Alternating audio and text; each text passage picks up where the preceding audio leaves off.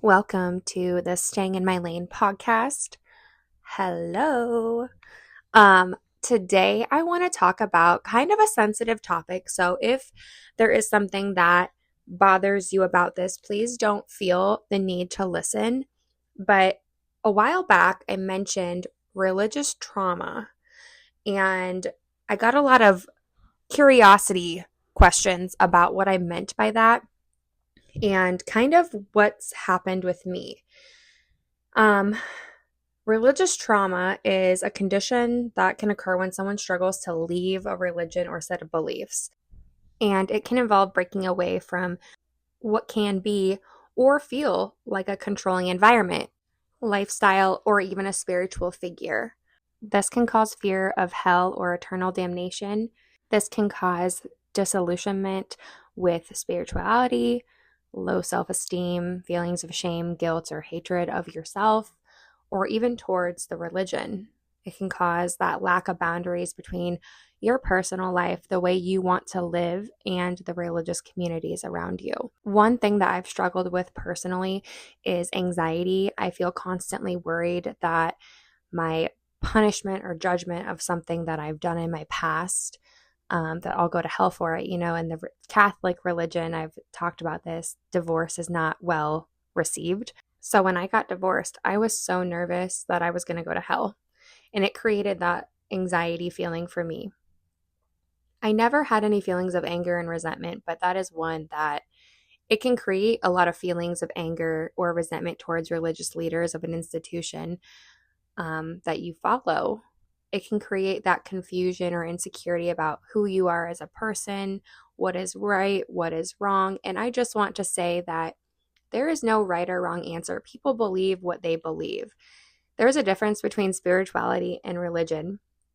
And spirituality refers to the personal connection with something that's larger than oneself, but really focusing on that inner understanding and meaning, while religion is more adherent to organized belief systems with that specific practice within a community or an institution. Essentially, one can be spiritual without being religious, and that's okay. But I feel, and this is my opinion, being religious usually implies some level of spirituality. And, feeling guilty about not going to church or feeling resentment towards being raised in a certain religion, that can be a common experience for a lot of people, especially if you were raised in a religious household or have some strong community ties with your church. But it's really important to remember that your relationship with faith or your relationship with spirituality isn't solely defined by your physical attendance at services. We feel things like social pressure and how we were raised, guilt-based preaching, to make us feel almost guilt for not attending church or contributing to the community in a certain way. And there's a lot of really important points to consider. Quality over change, and your spiritual connection with God or whoever you choose to worship isn't solely measured by how often you attend church. Take time to personally reflect, examine your reasons for not wanting to go to church. Me personally, I am so full of social anxiety that for me, going to church makes me nauseous. Going into a group setting outside of my job and my professional setting gives me horrible anxiety. Seek support. If you're struggling with guilt, consider talking to someone to explore why you have these feelings and find a path that really aligns with your beliefs. Whether we believe in the same thing that the person sitting next to us believes, or whether we don't believe in the same thing, it's not okay to ever judge anyone. And it's important to just find a spiritual belief or a religion that fits you. If you want to attend church, search for a community that aligns with your beliefs and your values, where you feel welcome and supported. And, if you feel the need, communicate openly about your absence. If it's causing that tension with family or friends and you feel safe enough to talk about it, consider having a conversation about where you are in your spiritual journey. I, for one, love to manifest, and I know that that is not something that certain religions like to accept. I grew up in the Catholic faith, And I was baptized and I went through First Communion really young. And then I also went to church with my grandma and grandpa at the Lutheran church. I've been raised around religion my entire life. And I still believe that to this day. But the older I get, the more I kind of expand on my spirituality journey and what I feel, what I believe. And there's truly no right or wrong answer.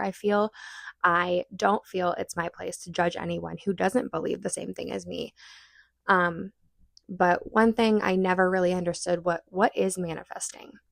The power of manifestation really is the idea that you can use your own thoughts and your beliefs and even your actions to make your dreams happen. It's that closely related law of attraction, that positive thinking that really helps you imagine where you want to be. So, how does it work? Visualization, imagining what you want to achieve, vision boards, creating a collage of images and words that represent your goals. This can include making a vision board and cutting out magazine articles or, writing little sticky notes down or journaling. Writing down your thoughts and feelings and setting an action plan. I really like to have positive affirmations, and that is repeating positive statements to yourself and really trying to boost your energy, boost your mood, and visualize where you want to be, whether that's a week from now, a month from now, or even 10 years from now. The 777 method involves writing down what you want to manifest 7 times in the morning and 7 times at night for 7 days in a row. Manifestation is the process of creating that reality that you want by using your ideas and your beliefs, setting those intentions, and really affirming that you can get there. It can help you clarify your goals and attract positive energy and chances to you and take those inspired actions towards achieving your professional goals, achieving your personal goals, achieving your family goals, whatever it may be. And manifesting really comes from that neuroscience perspective where it's rewiring your brain so it's primed and ready to subconsciously seek out something that you want and those steps that you need to obtain that certain goal. When you spend a lot of time thinking about your intention, you end up convincing yourself that it's in your reach. So instead of saying, I can do that, I will do that, I have done that. A little fun fact, when I was in the master's program for social work, I was so tired and I felt so drained. And I started saying, I graduated at the top of my class. I met my goals. I achieved having this degree so that I could go out and work with children. And here I am. I graduated at the top of my class. I have my bachelor's and my master's degrees, and I am working with children. And that's an incredible feeling to feel so powerful in yourself. But what about when we feel judged or when we feel that we're not being validated? Validating others' religious beliefs means acknowledging and respecting that sincerity and their importance of their faith. What they do, we might not agree with, but we don't need to be judging someone. We don't need to be forcing our beliefs on someone. And by actively listening, avoiding judgment, and treating their beliefs with really the same level of seriousness as you would your own beliefs, that's important. I went to a concert last year with my husband, and it was a heavy metal concert. And, there are some things in there that just happen. It's a concert. And I got some really negative and judgmental feedback for even attending the concert, saying that I was going to hell and I was going to be judged in front of God. And that's just really not okay. What I choose to do with my life, what anyone else chooses to do with theirs, it's really none of our business. And it's not okay to force our opinions or beliefs on anyone. So paying a close attention to what someone is saying about their faith, asking clarifying questions when needed, or this goes for spirituality too. If you don't understand something, and I think that's so true, if we in society, if we don't understand something, what's our first thing that we do? Does anyone know? I'm going to give you a second to think about it. What do we do when we don't understand something or something makes us feel uncomfortable? We judge, we laugh, we're mean, those are ways that we react to the fear of the unknown or the confusion or not understanding something. So, really, it's important for us to create empathy and understanding and compassion around the personal meaning for someone behind their religious beliefs or their spiritual beliefs, and have that respectful dialogue. Engage in open conversation about faith, about spirituality, while maintaining a respectful tone, and just acknowledge that everyone believes and sees things differently in a different light. So we have different religions and unique practices, and appreciate the diversity that this brings to our world. We shouldn't be forcing anything on anyone. And why is validating others' religious beliefs important? Just acknowledging, not even validating, but just saying, hey, I see you and I know that you think differently than me, but I'm not going to judge you for that.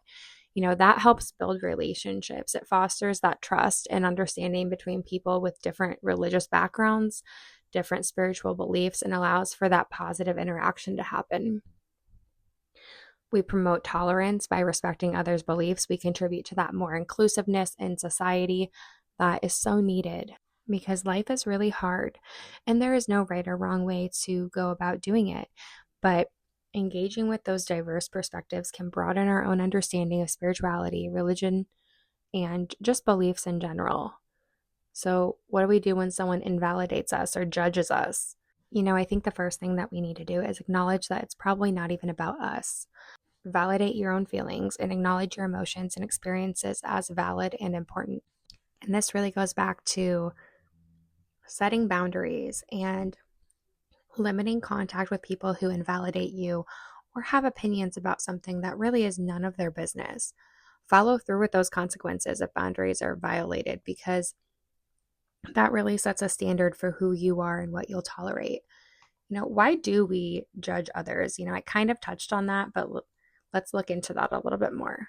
I feel personally that we have such this natural ability to compare ourselves to others.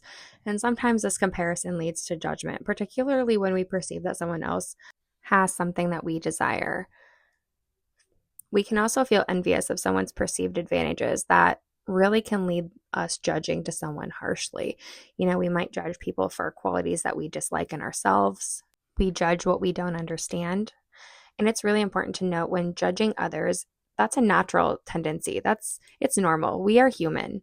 And it's important to be mindful of those potential negative impacts and strive to be more empathetic and understanding and compassionate, and really have that boundary of knowing when we should say something, when we should have an opinion, or when we just need to sit back and just really respect the other person.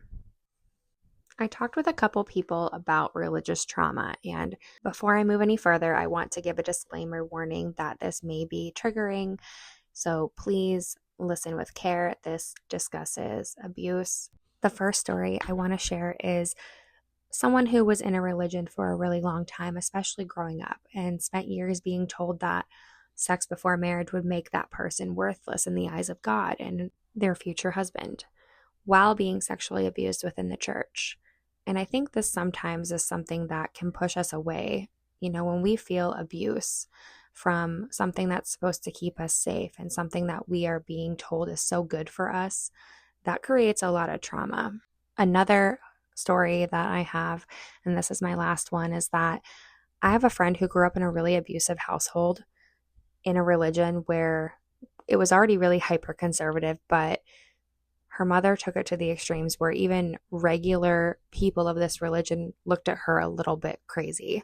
She was abused for years, and that spare the rod, beat the child type of mindset. And she hates religion because of this.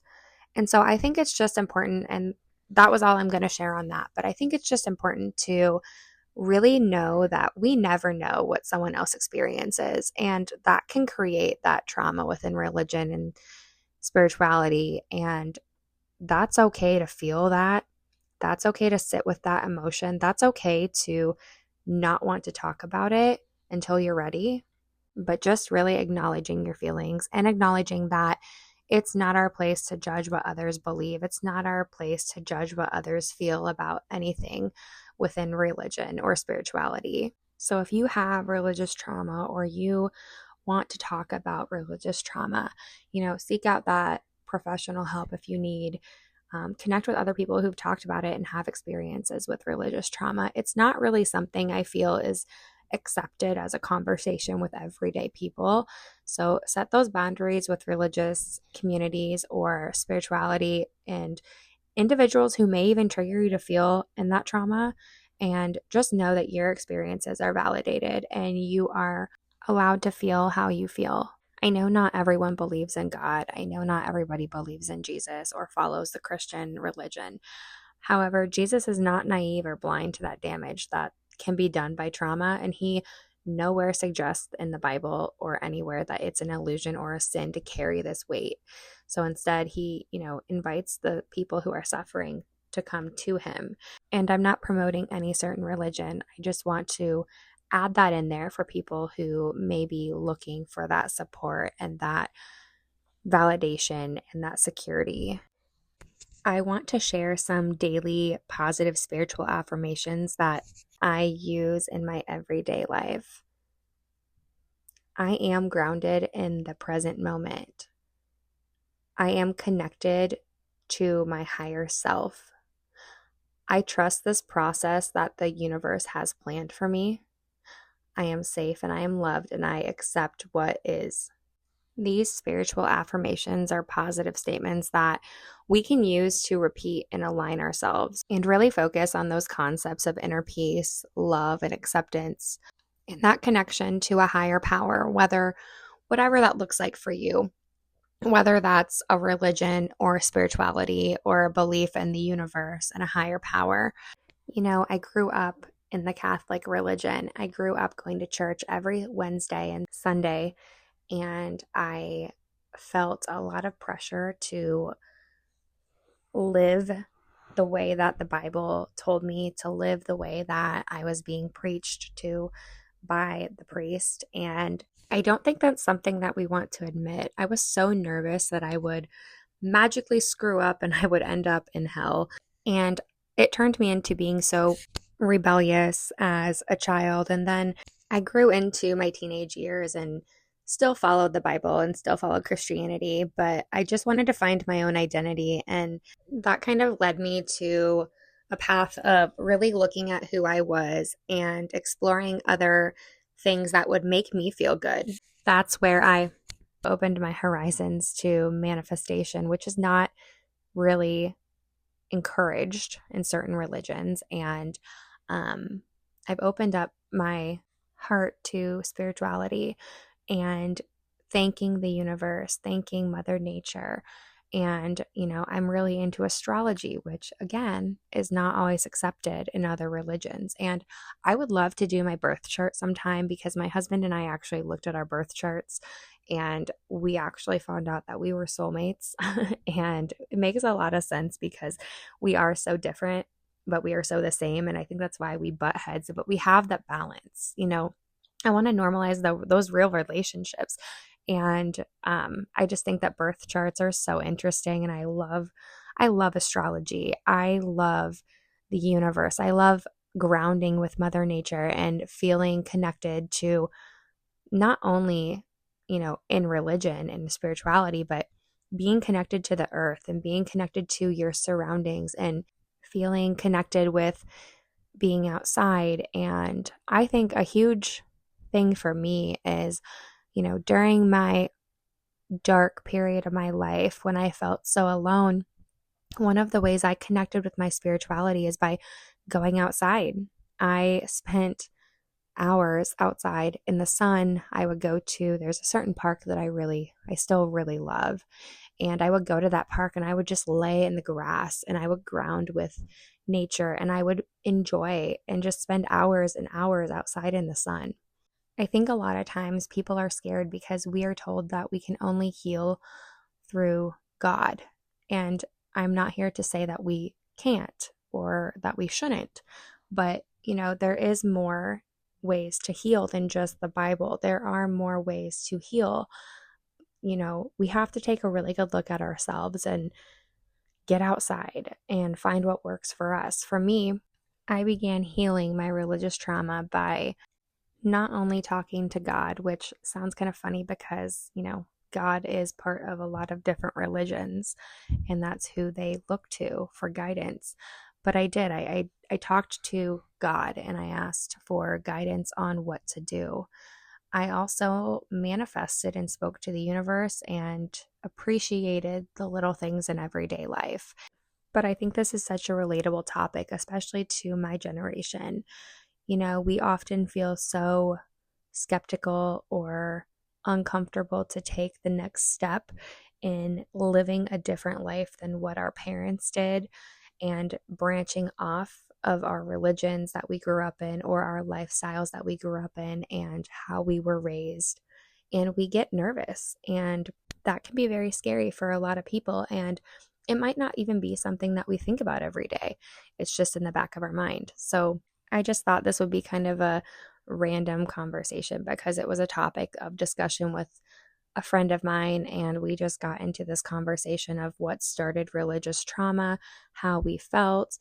And for me, I didn't have any abuse as a younger child. My parents, I just want to say, are amazing people, and I appreciate everything they've done for me. Did I have a perfect childhood? No. Did I have some anger and resentment of certain things that happened in my childhood? Of course I did. Everyone does. There is no perfect childhood. And I am so thankful that they let me grow up in the Catholic Church. I'm so thankful that they gave me an opportunity to connect with God. And although I don't have a church that I belong to right now, I do follow a lot of different spiritual and religious practices, and I try to emphasize that and set those examples for my children as well. I hope that somebody can relate to this topic. I hope that we can continue to have great discussions and start bringing some of those things that we might not think about every day to the forefront of our mind, and just be positive and create a healthy conversation and normalize things that we may be affected by. Have a great day and drink some water, get some sunshine, and try to do something that's healing for you. See you later.